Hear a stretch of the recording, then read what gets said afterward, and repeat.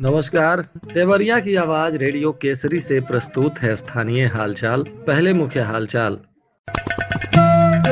वित्तीय साक्षरता शिविर में ग्रामीणों को दी गई योजनाओं की जानकारी। ट्रेन में पुलिस ने पकड़ी शराब, एक व्यक्ति गिरफ्तार। राशन कटौती को लेकर दुकान को किया गया सस्पेंड। 18 बेड की क्षमता पर 54 लोगों का हो रहा है डायलिसिस। और जिलाधिकारी ने बच्चों से किया संवाद। स्थानीय हालचाल के इस अंक के साथ मैं अनिकेत मिश्र। अब हालचाल विस्तार से।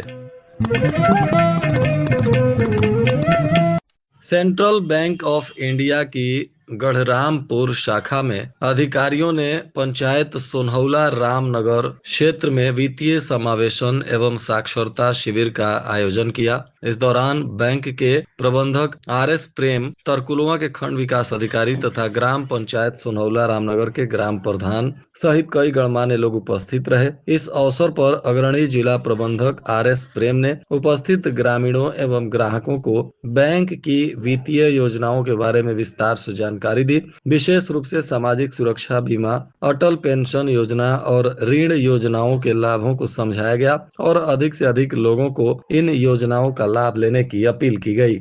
इसके अलावा बैंक ने बैकौली ग्राम पंचायत में भी शिविर का आयोजन किया और यहां भी उपस्थित लोगों को बैंक द्वारा संचालित योजनाओं के बारे में विस्तार से जानकारी दी गई।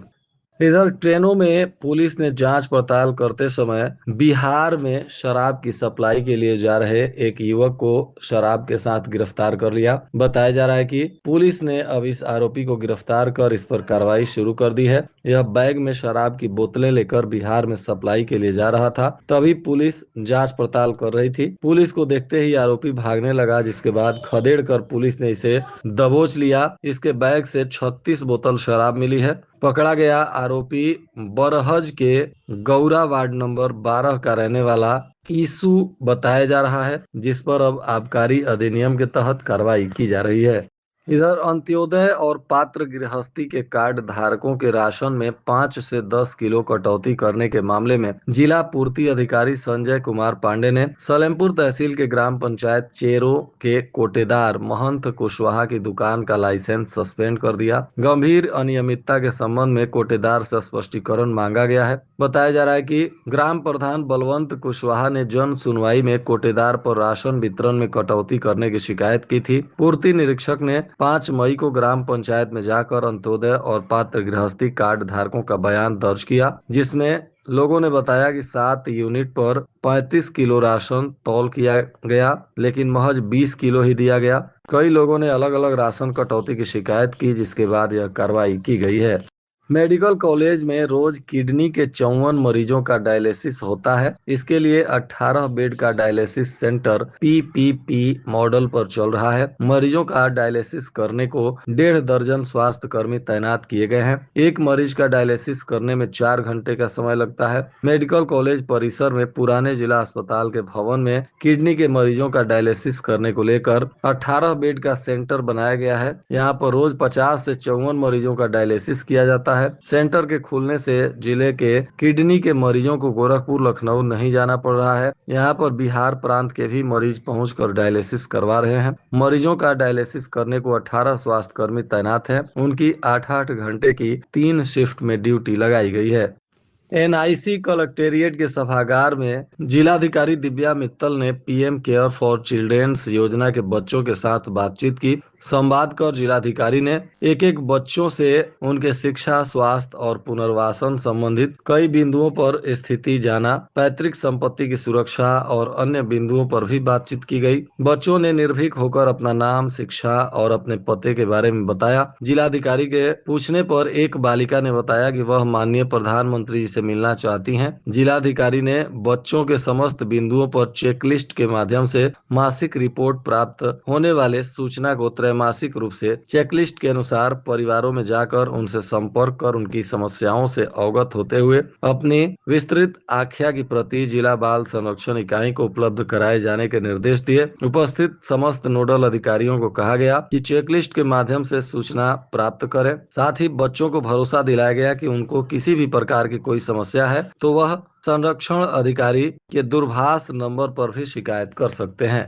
बताया गया कि बाल संरक्षण इकाई के पदाधिकारी जय प्रकाश तिवारी सभी की समस्याओं का समाधान करेंगे। योजना एवं बाल विकास विभाग भारत सरकार के द्वारा यह बच्चों की देखभाल के लिए योजना संचालित है। ऐसे में सभी बच्चे जिनके माता पिता दोनों अथवा उत्तरजीवी माता पिता अथवा विधिक अभिभावक दत्तक माता पिता एकल दत्तक माता पिता की मृत्यु 11 मार्च 2020 से 31 दिसंबर 2021 के बीच कोविड महामारी के कारण हुई है, वे लोग इस योजना का लाभ लेते हैं। परंतु उक्त स्थिति में लाभार्थी बालक बालिका के माता पिता के मृत्यु के दिनांक को बच्चे की आयु 18 वर्ष पूरी नहीं होनी चाहिए और ऐसे ही बच्चे इस योजना का लाभ ले रहे हैं। इस योजना में धनराशि भी देने का प्रावधान है। बच्चे की आयु 18 वर्ष पूरे होने पर धनराशि 10 लाख रुपए दी जाएगी तथा वह धनराशि बच्चों को 23 वर्ष की आयु में भुगतान होगा। लाभार्थी बच्चों को 18 से 23 वर्ष आयु के मध्य 5 वर्ष तक उक्त जमा धनराशि का वह बच्चा स्टाइपेंड प्राप्त करेगा।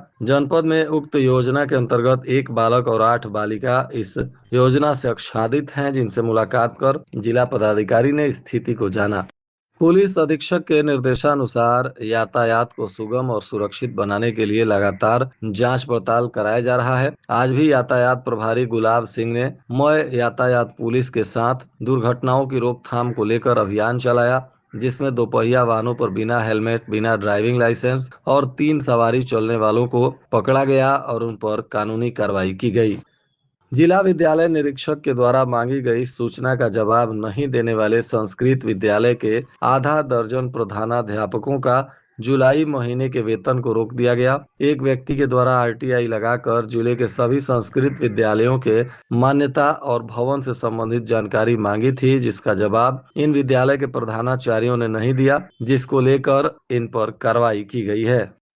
नगर पंचायत रुद्रपुर को नगरपालिका बनाने की कवायद तेज हो गई है। शीघ्र ही नगरपालिका को लेकर सर्वे शुरू हो सकता है। बताया जा रहा है कि इसको लेकर जहां लोगों में खुशी व्याप्त है तो वहीं गांव के कुछ लोगों में आक्रोश भी है। भाजपा के क्षेत्रीय उपाध्यक्ष और नगर पंचायत के चेयरमैन प्रतिनिधि छोटेलाल निगम ने मुख्यमंत्री योगी आदित्यनाथ से मिलकर रुद्रपुर को नगरपालिका का दर्जा दिए जाने की मांग किया है और इसी पर सचिव रविंद्र सिंह ने 25 मई को जिलाधिकारी देवरिया को पत्र भेजकर सीमा विस्तार के लिए आवश्यक कार्रवाई का निर्देश दिया था, जिसके पालन में जिलाधिकारी दिव्या मित्तल ने 23 जुलाई को एसडीएम रुद्रपुर को पत्र भेजा और निर्देश दिया गया कि शासन के निर्देशानुसार नगर पंचायत रुद्रपुर को नगरपालिका परिषद का दर्जा दिए जाने के लिए निर्धारित मानकों के साथ प्रस्ताव अविलंब उपलब्ध कराएं, जिस पर उप जिलाधिकारी रुद्रपुर हरिशंकर लाल ने 24 जुलाई को अधिशासी अधिकारी नितेश गौरव को पत्र भेजा, जिसमें प्रस्ताव तैयार कर उपलब्ध कराने के लिए कहा गया। अब इसको लेकर बताया जा रहा है कि शीघ्र ही 15 से 16 गांवों का प्रस्ताव बनाकर शासन को भेजा जाएगा।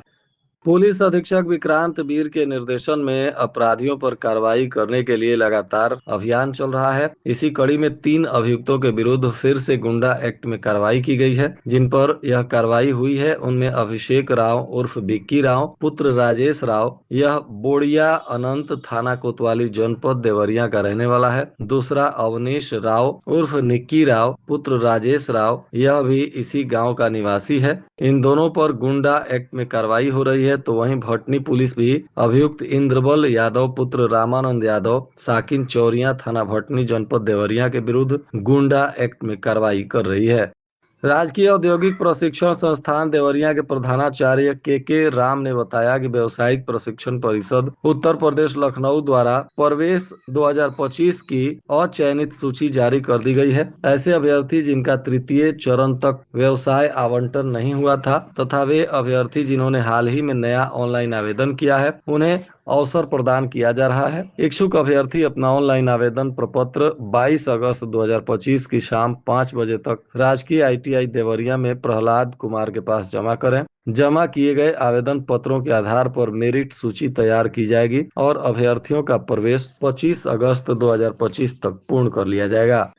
पुलिस अधीक्षक के निर्देशानुसार सभी थाना क्षेत्रों में एटीएम, पेट्रोल पंप और विभिन्न बैंकों के पास सर्च अभियान चलाया गया। इस दौरान असामाजिक तत्वों पर कड़ी नजर बनाई गई। आसपास के सीसीटीवी कैमरे और अन्य संदिग्ध गतिविधियों की जांच पड़ताल की गई। और आज के मौसम का तापमान देवरिया में न्यूनतम 27 डिग्री सेल्सियस और अधिकतम 34 डिग्री सेल्सियस रहने की संभावना है। हालचाल के इस अंक को आप हमारे YouTube चैनल, Facebook और Instagram पर भी सुन सकते हैं। इसके लिए रेडियो केसरी चैनल को लाइक और सब्सक्राइब करें। साथ ही प्ले स्टोर से आप रेडियो केसरी के एप्लीकेशन को डाउनलोड कर सीधे अपने मोबाइल फोन में भी रेडियो केसरी की सेवा का लाभ ले सकते हैं। अंत में मुख्य हालचाल एक बार फिर। वित्तीय साक्षरता शिविर में ग्रामीणों को दी गई योजनाओं की जानकारी। ट्रेन में पुलिस ने पकड़ी शराब, एक व्यक्ति गिरफ्तार। राशन कटौती को लेकर दुकान को किया गया सस्पेंड। 18 बेड की क्षमता पर 54 लोगों का हो रहा है डायलिसिस। और जिलाधिकारी ने बच्चों से किया संवाद। इसके साथ ही रेडियो केसरी से प्रसारित स्थानीय हालचाल का यह अंक समाप्त हुआ। नमस्कार।